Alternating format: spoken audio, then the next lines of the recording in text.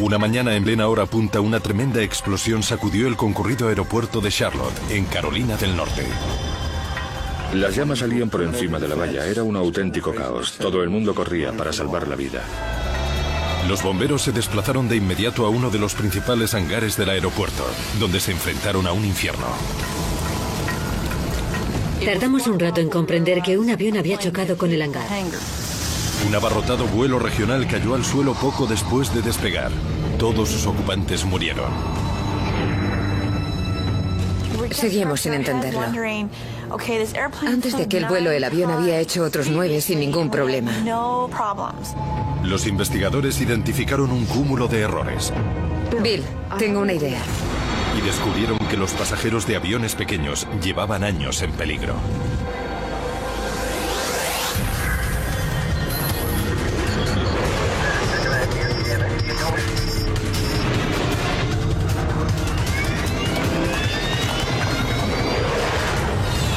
Mayday, catástrofes aéreas, peso muerto. Esta es una historia real basada en informes oficiales, datos del control del tráfico aéreo, transcripciones de la grabadora de la cabina de mando y relatos de testigos presenciales. 8 de enero de 2003, Charlotte, Carolina del Norte.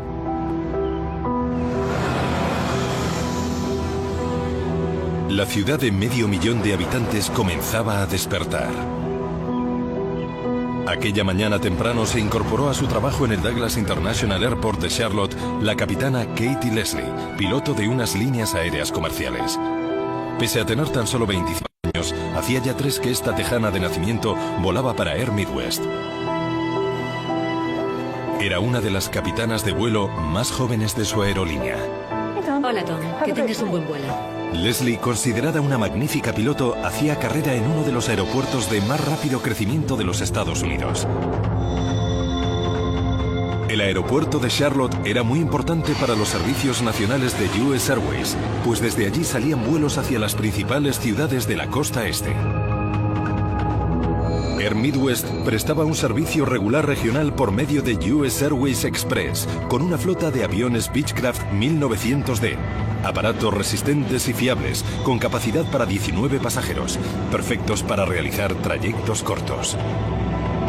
Aquel día la capitana Leslie iba a colocarse a los mandos de un 1900D durante un vuelo de media hora hasta el aeropuerto de Greenville-Spartanburg, en Greer, Carolina del Norte. Su copiloto era Jonathan Gibbs, de 27 años. ¿Has dormido bien? Soñé que estaba en Miami. Presten atención, damas y caballeros. Esta es la última llamada para el embarque del vuelo 5481 de Air Midwest, con destino a Greenville-Spartanburg. Los pasajeros que deseen embarcar, diríjanse a la puerta. Una de las personas que volaba a Greer aquella mañana era la joven de 18 años Christiana Shepard.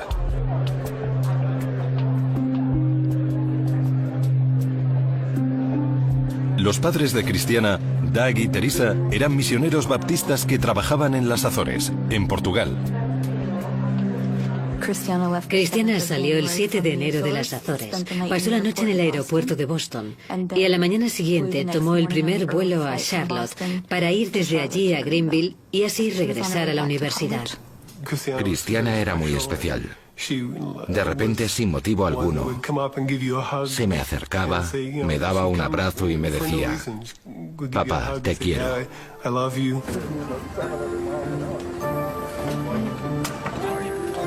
A las 8 de la mañana, Christiana embarcó en su avión.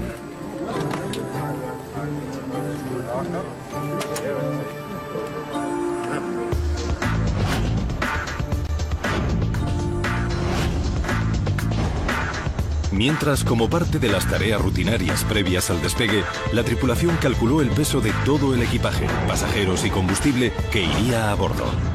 El objetivo de este proceso es garantizar que el avión no transporte una carga excesiva y que la distribución del peso sea equilibrada. Estos cálculos se efectúan en todos los aviones comerciales. La cabina va llena. Ahí atrás hay 19 personas. Todavía no tengo el peso del equipaje. De acuerdo.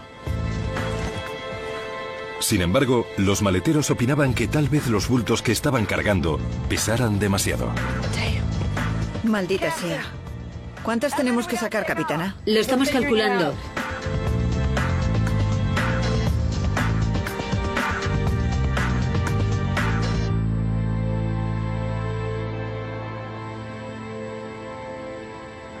Creo que no habrá que dejar ningún bulto. 7.719 kilos. Y nuestro tope es de 7.765, ¿no? Sí, es el máximo. Entonces está bien. Sí.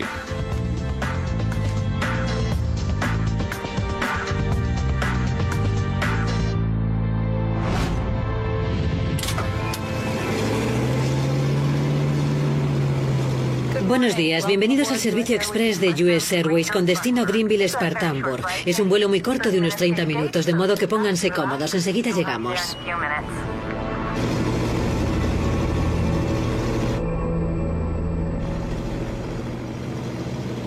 Antes de despegar, la tripulación comprobó los controles de vuelo, incluidos el timón y el elevador. Estos elementos sirven para dirigir el aparato. Controles de vuelo operativos. Todo correcto. Air Midwest 5481, pista 18 derecha. Colóquese en posición y espere. La capitana Leslie iniciaría el despegue en unos instantes. En la pista delante de ellos había un bombardero CRJ listo para partir. El CRJ es un avión precioso, ¿verdad? Sí, me encantaría pilotarlo. Las turbulencias que liberan los CRJ son tan fuertes que la capitana Leslie tuvo que mantener una prudencial distancia de seguridad. Sus reactores nos harán pedazos. Air Midwest 5481, gire a la derecha y diríjase a 230, despejado para el despegue.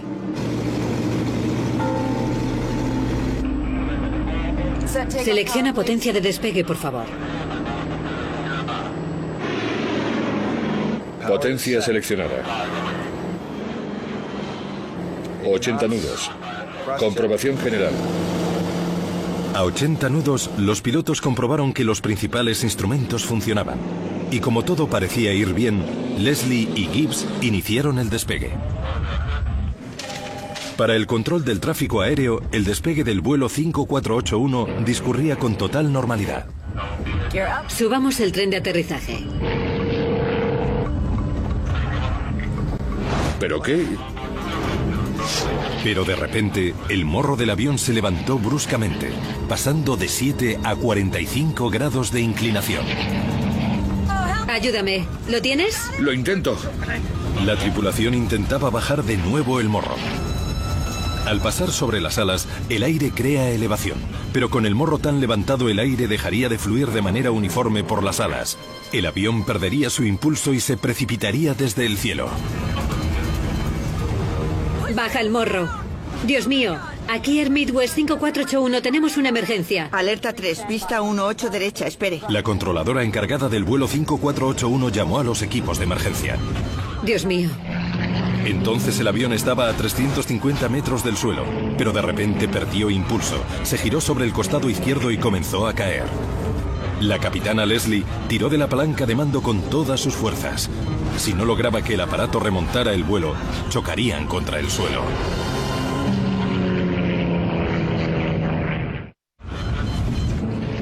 La capitana Katie Leslie luchaba desesperadamente para elevar su avión, pero este no respondía.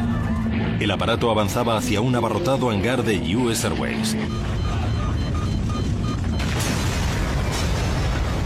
Al despegar, el avión iba cargado con casi 1000 kilos de combustible altamente inflamable, que se incendió en el momento del impacto.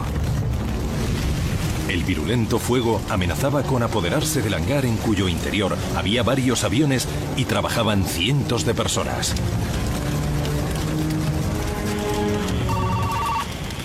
Estación de bomberos. Acaba de estrellarse un avión. ¿Dice que se ha estrellado un avión? Sí, en el aeropuerto y hay un incendio en el hangar de US Airways. Tenemos un código 10. Se ha estrellado un avión en el extremo sur de la pista 36 derecha. Repito, un avión se ha incendiado al estrellarse. Confirmado.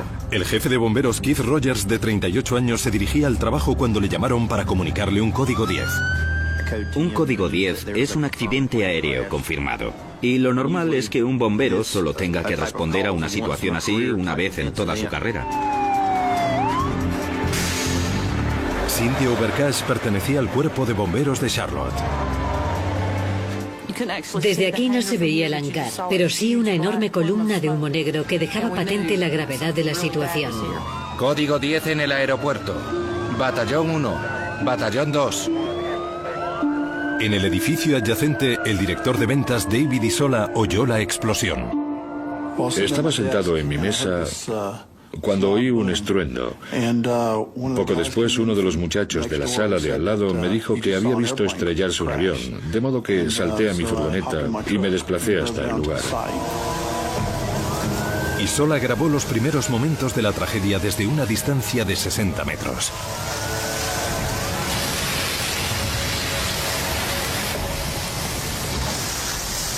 Había mucho humo. Aquello parecía el infierno. Las llamas salían por encima de la valla. Era un auténtico caos. Todo el mundo corría para salvar la vida. El jefe Rogers tomó las riendas de la situación de inmediato. Sabía que había otros aviones aparcados en el interior del hangar incendiado, por lo que sus depósitos de combustible podían estallar. Lo que más nos preocupaba era, por este orden, la gente que viajaba en el avión siniestrado, los trabajadores del hangar y que se incendiaran los aviones que estaban dentro esperando a ser reparados. Teníamos muchos frentes abiertos. En pocos minutos los bomberos comenzaron a controlar el infierno. Esperaban que en algún lugar entre el amasijo de hierros hubiera supervivientes.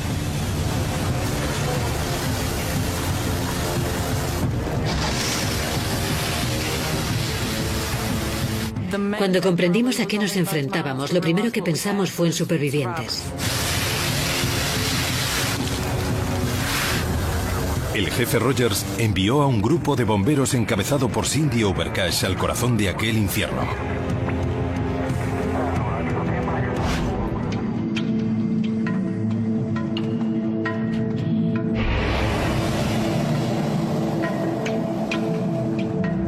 Cindy Overcash y dos de sus compañeros de equipo se abrieron paso entre los restos del siniestro y fueron extinguiendo con gran cuidado los focos restantes. Al llegar, vimos lo que creímos eran muñecos de pruebas y supusimos que habrían salido de un avión que estalló.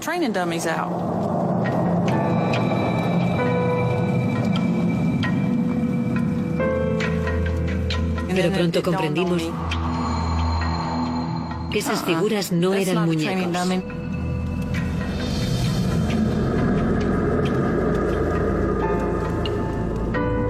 Tardaron unos minutos en darse cuenta de lo que sucedía. Entonces comprendieron que no podía haber supervivientes. Todos murieron. Los 19 pasajeros, la capitana Leslie y el primer oficial Gibbs. En torno a las 8:33 de esta mañana ha tenido lugar un accidente aéreo en el que han muerto 19 pasajeros y 2 miembros de la tripulación. No ha habido supervivientes. Esperamos no tener que responder nunca a una situación con tantas víctimas mortales. Pero así es nuestro trabajo. Es uno de los deberes más duros del oficio de bombero. La labor de los médicos y los equipos de rescate había terminado.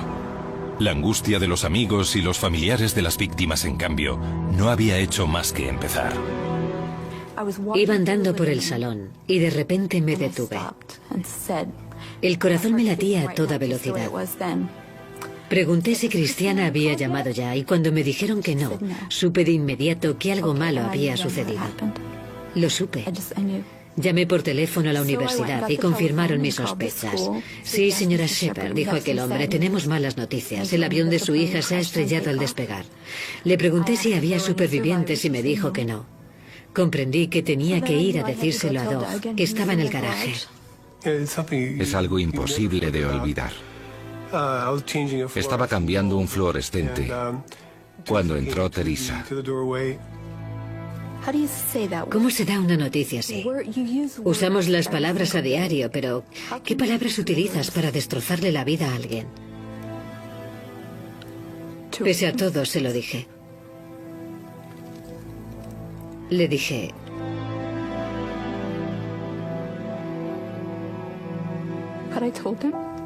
Doug, el avión de Cristiana se ha estrellado.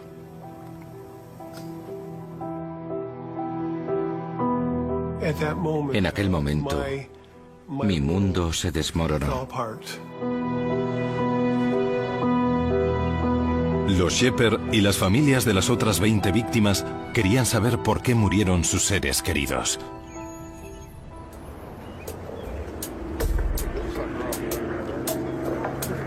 Habían pasado casi 5 horas desde que el vuelo 5481 se estrellara sobre un hangar en Charlotte, Carolina del Norte. Puesto que no había supervivientes a los que rescatar, se decidió no mover ni los cuerpos ni los fragmentos del avión del lugar donde cayeron hasta que no llegaran los investigadores de la Agencia Nacional de Seguridad en el Transporte, o NTSB. Mientras los forenses señalaban la ubicación de los restos humanos en rojo, los investigadores de la NTSB marcaban los fragmentos metálicos en amarillo. Buscaban pruebas que les permitieran saber lo que había ocurrido a bordo del vuelo 5481. Uno de los agentes asignados al caso fue la investigadora Lorinda Ward. Era su primera misión al frente del equipo de investigación de un siniestro. Pero no tenía su mejor día. Aquel día no me encontraba bien. Tenía un fuerte resfriado, pero la adrenalina me hacía seguir adelante. Sabía además que el resto de integrantes de mi equipo tenían mucha experiencia en estas lides, así que fui a Charlotte muy tranquila. En el Douglas Airport de Charlotte, Ward dio los primeros pasos para resolver el accidente. Hablé con el cuerpo de bomberos para asegurarme de que se había sofocado completamente el incendio. Y luego organicé una reunión con los primeros en acudir al lugar para averiguar qué fue lo que vieron. Ward actuó con gran rapidez. Y dado que entre los restos de los aparatos había cadáveres, declaró el siniestro zona de posible riesgo biológico. Los investigadores que trabajaban en el lugar debían llevar trajes protectores mientras examinaban el escenario e identificaban lo que quedaba de las víctimas. Cuando llegamos no parecía que en la escena del accidente hubiera un avión. Debido al incendio que se declaró tras el impacto, era difícil saber que allí había un aeroplano con capacidad para 21 personas. Mientras los investigadores examinaban el lugar del siniestro, ¡vamos allá! Lorinda Ward y su equipo buscaban nuevas pistas en los alrededores. Los muchachos se colocaron hombro con hombro para cubrir la pista en la que despegó el avión y la inspeccionaron en busca de cualquier objeto que pudiera ayudarnos en la investigación del accidente. Las pistas de los aeropuertos deben estar totalmente despejadas, pues cualquier objeto, por insignificante que sea, puede convertirse en un proyectil letal si impacta contra un avión durante el despegue. 3 años antes, un Concorde pisó una tira de metal de unos 40 centímetros al despegar en París. El elemento perforó el depósito de combustible y el líquido se incendió. El avión se elevó 200 metros antes de estrellarse contra un hotel cercano. Las 109 personas que iban a bordo y otras 4 que estaban en tierra murieron. En el Douglas International de Charlotte, los investigadores peinaron la zona y encontraron la tapa de un depósito de carburante peligrosamente cerca de la pista de aterrizaje. ¿Qué es eso? Si un motor lo absorbiera, podría ocasionar graves desperfectos en su mecanismo. El descubrimiento puso de manifiesto una interesante posibilidad. Tal vez, mientras el vuelo 5481 aceleraba para despegar, el tapón salió disparado. Golpeó los rotores del motor e hizo que la nave de la capitana Leslie se estrellara contra el suelo.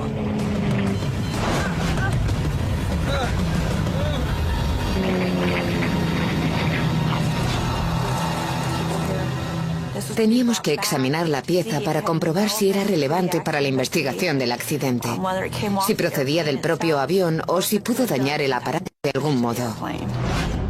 Tras un examen más minucioso, Ward y su equipo concluyeron que la tapa no pudo interferir en el funcionamiento de los propulsores. Y al no descubrir otros objetos en la pista, descartaron de inmediato esta teoría. Así pues, el investigador del control del tráfico aéreo de la NTSB, Bill English, decidió examinar otro escenario. Por lo que nos contaron en un principio, pensamos que el siniestro podía estar relacionado con las turbulencias de Stella. Las alas de un reactor que se mueve a toda velocidad alteran el aire que hay a su alrededor, creando una estela que forma un violento remolino. Pruebas efectuadas por la NASA décadas antes mostraban la potencia de estas turbulencias de estela y el riesgo que suponen para otros aviones. Teníamos que saber si antes había despegado otro avión que pudiera ser el causante de la turbulencia de Stella. Y también qué clase de avión era. Pues cuanto más grandes y pesados son los aparatos, más peligro entrañan las turbulencias de Stella que producen. Al examinar lo que registró el radar en el momento del accidente, Bill English descubrió que un bombardero regional, un CRJ mucho más pesado que el Beech, despegó poco antes que él. El CRJ es un avión precioso, ¿verdad? Sí, me encantaría pilotarlo. Generan las turbulencias de Stella los extremos de las alas de los aviones. Cuando comienzan a despegar del suelo, provocan lo que a veces se conoce como tornados horizontales, remolinos de aire que pueden dar lugar a peligrosas turbulencias. Pista 1-8 derecha. Colóquese en posición. Los controladores del tráfico aéreo siguen unos procedimientos establecidos para espaciar el despegue de los aviones, con el fin de evitar las turbulencias o permitir que éstas se disipen. Un año antes, un reactor de American Airlines que despegó de Nueva York atravesó una turbulencia de estela y se estrelló sobre un barrio residencial. Las 260 personas que iban a bordo y otras 5 que estaban en tierra murieron. Sus reactores nos harán pedazos. Air Midwest 5481, ya puede despegar.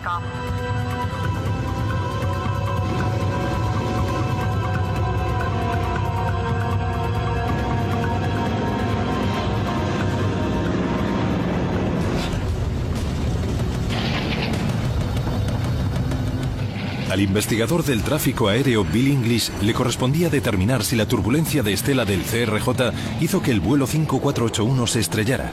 De modo que estudió la trayectoria del avión de la capitana Leslie y le pareció acorde con la de un aparato que tropieza con uno de esos torbellinos. A veces las turbulencias de estela hacen que el avión que choca con ellas entre en pérdida. El morro del aparato se eleva demasiado y a la tripulación le cuesta frenar la subida para devolverlo a una posición equilibrada. English necesitaba saber cuánto se acercó el vuelo de Air Midwest al avión que le precedió en el despegue. La torre de Charlotte posee un sofisticado sistema informático que registra el movimiento de los aviones mientras aún están en tierra. Dicho sistema le dio a Bill la respuesta que buscaba. Ese sistema se actualizaba muy rápido, por lo que pudimos comparar exactamente en qué punto de la pista y en qué momento despegaron ambos aviones, y ver lo que sucedió cuando el segundo se desplomó. Bill English estableció la posición exacta de los aviones al despegar y descubrió algo muy revelador. Y es que aunque ambos aparatos utilizaron la misma pista, sus trayectorias nunca llegaron a cruzarse. El primer avión inició el despegue mucho más adelante que el otro, y los ángulos de subida nunca se cruzaron. El del aparato que se estrelló era mucho mayor, por lo que no pudo atravesar la turbulencia de estela del bombardero. Y si nuestro avión despegó y tomó altura sobre el ángulo de la nave que le precedió, sabemos que la turbulencia de estela no influyó en lo sucedido. Al descartar la teoría de la turbulencia de estela, finalizó el trabajo de Bill English. Ward y su equipo tendrían que encontrar pistas entre los restos carbonizados del avión. 2 días después, su investigación dejaría al descubierto un cúmulo de errores y suposiciones equivocadas que llevaban años poniendo en peligro a decenas de miles de pasajeros.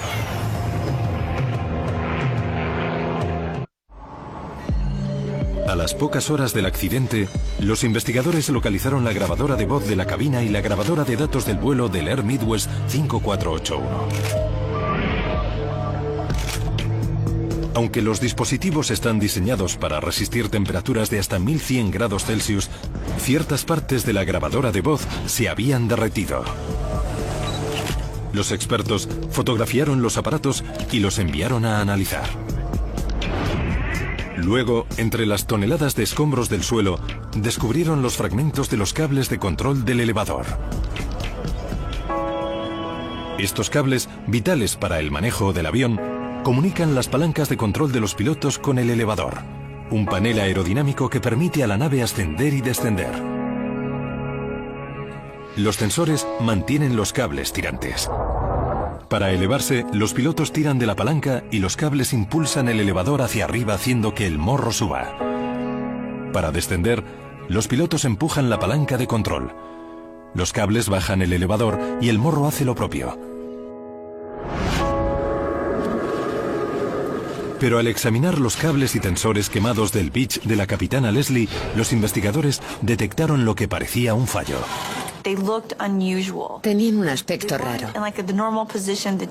Su posición no era la habitual. Estaban desequilibrados, de modo que los apartamos para luego examinarlos. Mientras se realizaban los trabajos de laboratorio, el investigador de la Agencia Nacional de Seguridad en el Transporte, o NTSB, Stephen Carbone, se desplazó hasta Huntington, Virginia, donde entrevistó a los mecánicos que trabajaron en el avión el día antes del accidente. Para entonces, ya sabíamos que acababan de realizarle una revisión en profundidad rutinaria, por lo que pensamos que tal vez durante el proceso sucediera algo que pudiera resultarnos útil en la investigación. Había que revisar los cables. Mi empleado redactó una solicitud de servicio y se lo asigné. No olvides el manual. Lo tengo. Cada 1.200 horas de vuelo, los aviones de Air Midwest se someten a un mantenimiento rutinario que incluye el ajuste de los cables que controlan el elevador. Durante la revisión, el mecánico observó que los cables estaban muy sueltos, por lo que dejó constancia por escrito de que iba a comprobar la tensión y a ajustarlos según el manual.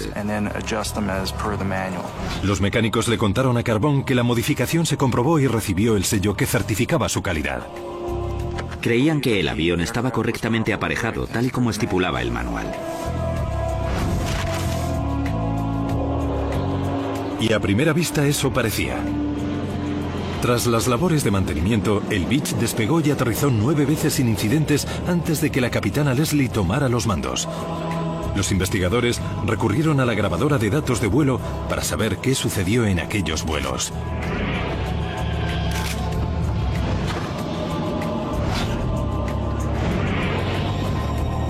Dichas grabadoras almacenaban datos de numerosos vuelos, anteriores y posteriores al ajuste de los cables. Y en ninguno de ellos habían tenido problemas con el elevador. Ignorábamos cómo había podido influir dicha circunstancia en el avión, pues realizó 9 vuelos sin problemas antes del accidente. Ward también descubrió que la tripulación probó las palancas del elevador antes de que el vuelo 5481 despegara.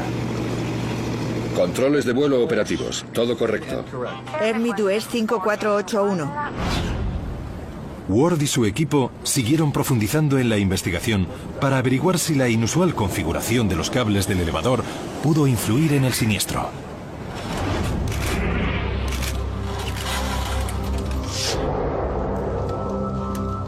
De ese modo, descubrieron qué salió mal aquel día.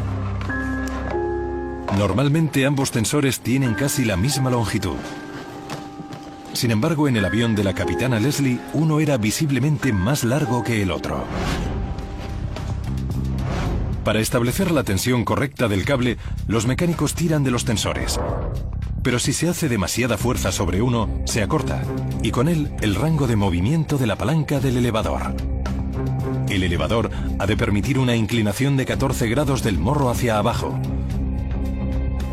Sin embargo, ese ángulo quedó reducido a la mitad, a tan solo 7 grados.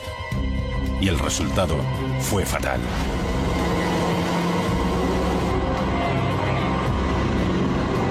Al despegar, el morro del avión se elevó como estaba previsto. ¿Pero qué? Baja el morro. Dios mío. Pero la disminución del ángulo de movimiento del elevador hizo imposible que los pilotos bajaran el morro nuevamente. Teniendo en cuenta los ajustes realizados y la revisión que pasó el avión unas noches antes, no hubo nada que la tripulación pudiera hacer. Los pilotos no podían equilibrar el avión y la inclinación de las alas era demasiado pronunciada.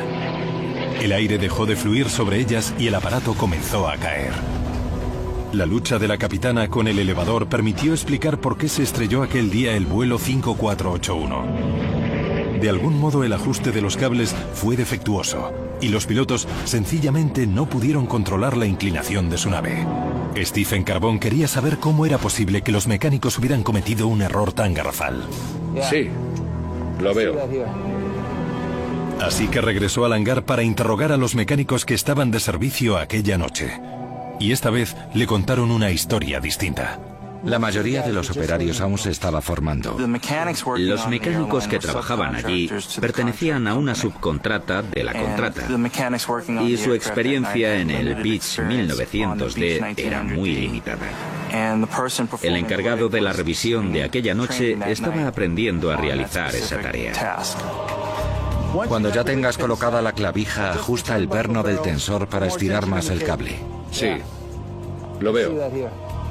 Ajustar los cables del elevador es un proceso complejo que requiere tiempo y consta de 25 pasos distintos. Ya está. ¿Y los otros pasos? Sí, bueno, no te preocupes por eso. Comprueba la tensión del cable y ya está.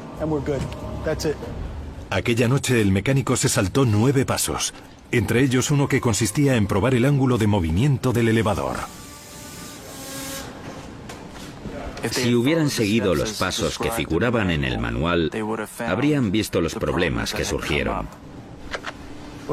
Cuando descubrí que aquel mecánico no había seguido el procedimiento, me enfadé mucho. Su falta de rigor repercutió en nuestras vidas, en las vidas de 21 personas. Destrozó las vidas de 21 familias, porque esto es algo de lo que nunca te recuperas. Los Shepard demandaron a la compañía y exigieron algo inaudito en la historia de la aviación estadounidense: disculpas. Querían algo más que una satisfacción económica.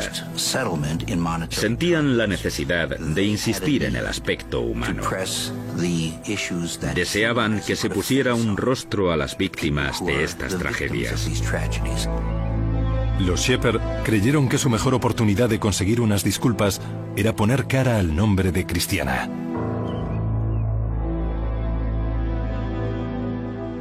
Decidimos enviar esta foto a todos los que estuvieron involucrados en el accidente o en la investigación. De ese modo, para ellos, Christiana no sería solo una cifra, un número de asiento o de billete, o la cuantía de una indemnización. Queríamos que tuvieran presente que era una persona. Nuestra andadura legal comenzó cuando decidimos que lo que queríamos era que nos pidieran perdón. Queríamos oír a alguien responsabilizarse de lo sucedido. Supusimos que la compañía se disculparía, ignorábamos que las líneas aéreas jamás lo hacen. Pero lo cierto es que cometieron un error y creíamos que debían levantarse a decir que lo sentían y que intentarían arreglarlo. En este caso, los mecánicos hicieron algo que consideraron totalmente razonable. Pensaron que aquel día era un día de trabajo más.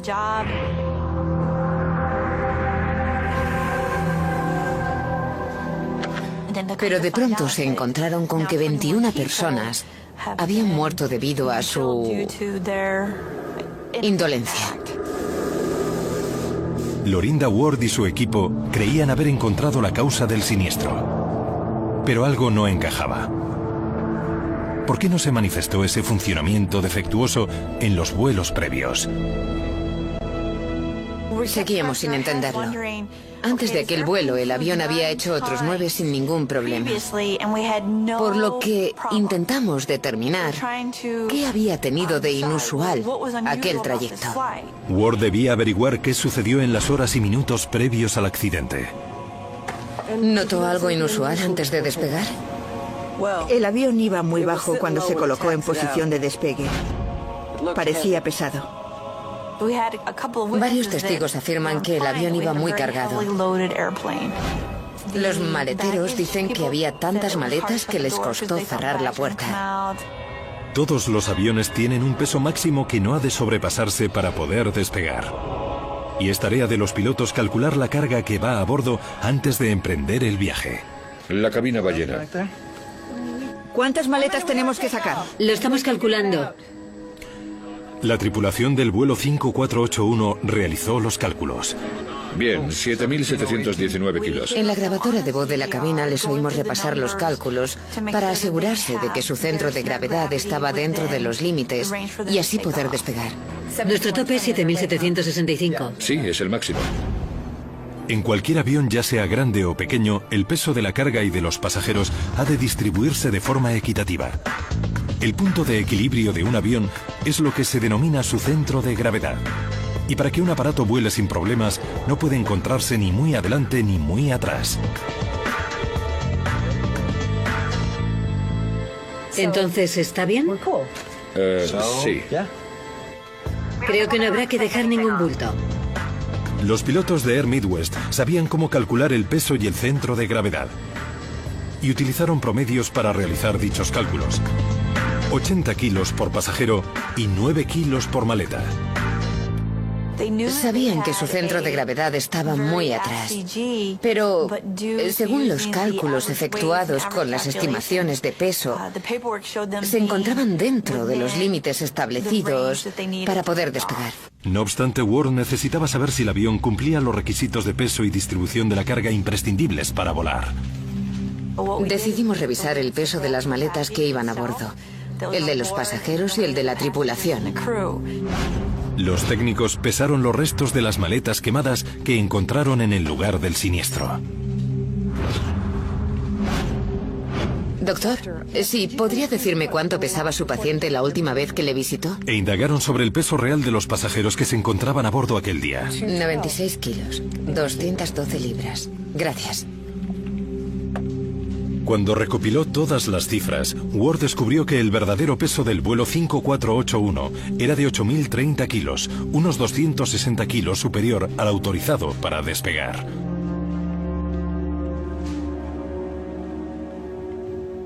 Utilizando los pesos reales, no habrían podido despegar sin sacar bultos o hacer vacar a algún pasajero. Los pasajeros y el equipaje pesaban más de lo previsto y además había muchas maletas almacenadas en la parte trasera del avión, por lo que el centro de gravedad del aparato también se desplazó demasiado hacia la cola. No obstante, los problemas de verdad surgieron cuando recogieron el tren de aterrizaje. Subamos el tren de aterrizaje. El peso del tren de aterrizaje se desplazó hacia atrás desde la parte delantera. ¿Pero qué? Y acabó con el equilibrio de la nave. Los esfuerzos de los pilotos por recobrar el control del avión fueron inútiles debido al funcionamiento defectuoso de las palancas del elevador. Cuando levantaron el tren de aterrizaje y el peso se desplazó hacia atrás, perdieron el control del avión. El elevador no tenía ángulo de movimiento suficiente para devolver el morro a su lugar. Y a la altitud a la que volaban entonces, ya no había salida. El destino de los pasajeros y la tripulación del vuelo 5481 quedó sellado en el momento en que el avión despegó. No podían saber que dos problemas sin relación se aunarían para hacer caer el aparato. Para ellos era un vuelo rutinario y realizaron todas las comprobaciones previas al despegue. Calcularon el peso y el centro de gravedad, hicieron las llamadas correctas, salieron por la pista adecuada. Era un día de trabajo más. Pero ignoraban que dos errores latentes aguardaban el momento de manifestarse. Sin embargo, el mantenimiento defectuoso y el peso superior a las estimaciones no fueron los únicos problemas que reveló la investigación de Lorinda Ward. Hey, espera un segundo, tengo una idea. Lorinda Ward sospechaba que había descubierto un problema que no solo afectaba a aquel vuelo, sino a todos los aviones regionales que surcaban los cielos.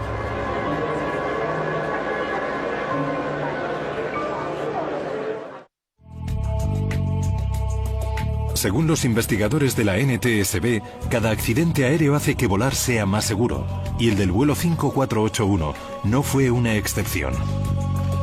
14 meses después del siniestro, Lorinda Ward, directora de la investigación, y su equipo presentaron un exhaustivo informe para garantizar que nunca se repitieran los errores que acabaron con las vidas de los integrantes del vuelo 5481. Entre otras cosas, Ward recomendaba que la Administración de Aviación Federal, o FAA, revisara las estimaciones relativas al peso medio de los pasajeros y el equipaje, pues no se habían modificado desde 1936. Los estudios realizados indicaban que el peso de los estadounidenses y otros adultos aumenta de año en año. Por ello, Ward sospechaba que los promedios no se ajustaban a la realidad. Recomendamos a la FAA que enviara operarios a supervisar las operaciones, tanto en verano como en invierno, para comprobar la precisión de los promedios relativos al público que utilizaba sus aviones. Tras efectuar un estudio de los pasajeros, la FAA llegó a una sorprendente conclusión. El peso medio de los viajeros estadounidenses adultos era de casi 89 kilos, y no de 80. La FAA también descubrió que el peso medio real del equipaje era de unos 2,5 kilos más por maleta.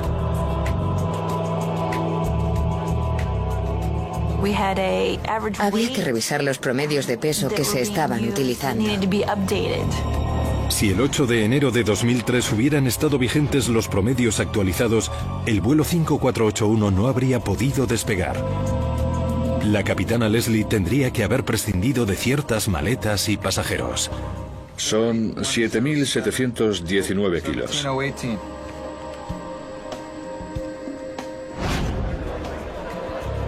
Ahora los pilotos de Air Midwest emplean un peso medio de 90 kilos por pasajero, lo que significa que la capacidad de los aviones Beechcraft es de 17 viajeros en lugar de 19.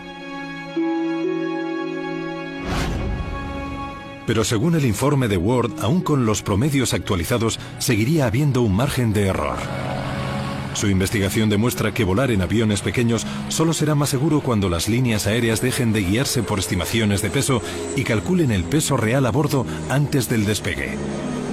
Ya se están desarrollando nuevas tecnologías para que los aviones puedan conocer el peso real y controlar el equilibrio en tiempo real a medida que se va cargando el aparato. Conocer el verdadero peso de pasajeros y equipaje es vital. Cada vez más gente se decanta por pequeños vuelos regionales y cuanto más aumenta el precio del carburante, más atractivos resultan para las líneas aéreas los aviones pequeños por su eficiente consumo. Solo en los Estados Unidos, más de 10 millones de viajeros al año se desplazan en aviones con menos de 30 plazas. Cuanto menor es su tamaño, más importancia revisten para los aviones el peso y el equilibrio, más que en aparatos de mayores dimensiones. Pese a las recomendaciones de Ward y a la tecnología disponible, casi el 70% de los aviones pequeños que realizan vuelos programados siguen utilizando promedios en lugar de pesos reales.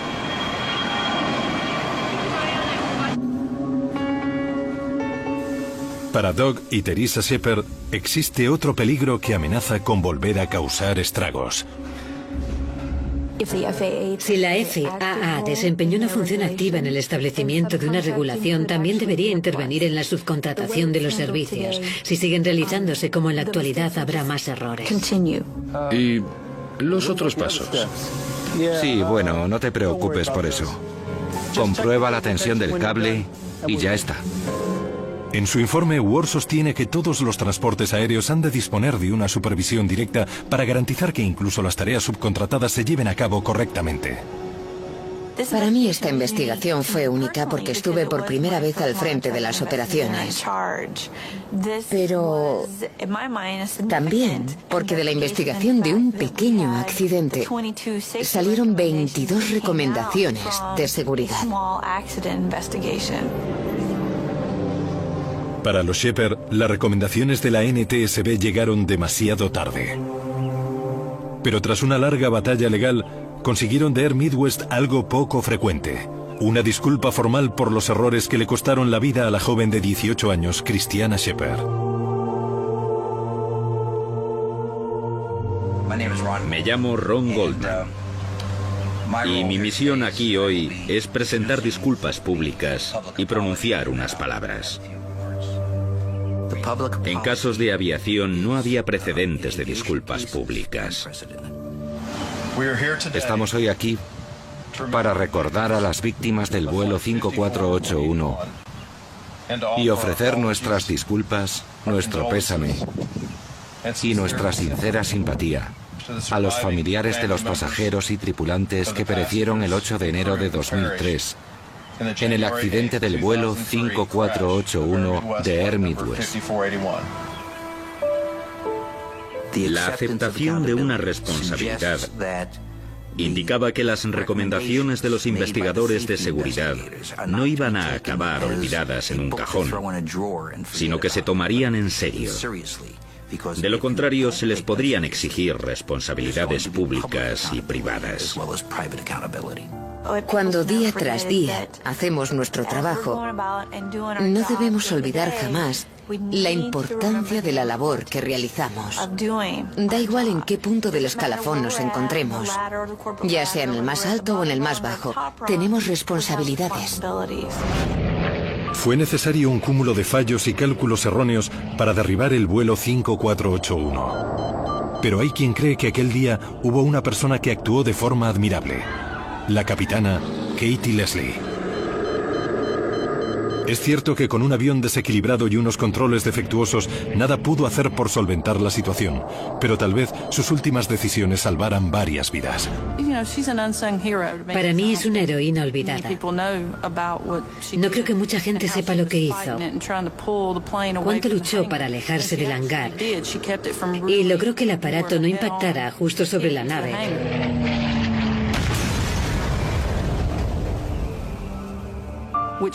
Por lo que probablemente evitó que otras muchas personas murieran aquel día.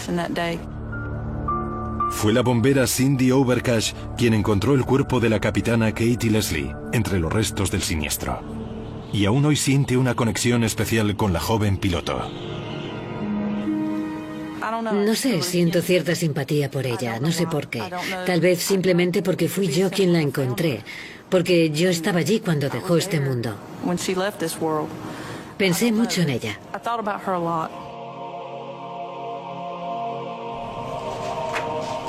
La investigación de Lorinda Ward podría haber terminado cuando descubrió los errores que causaron el accidente del vuelo 5481. Pero siguió adelante y gracias a su perseverancia, ahora volar es más seguro para millones de personas.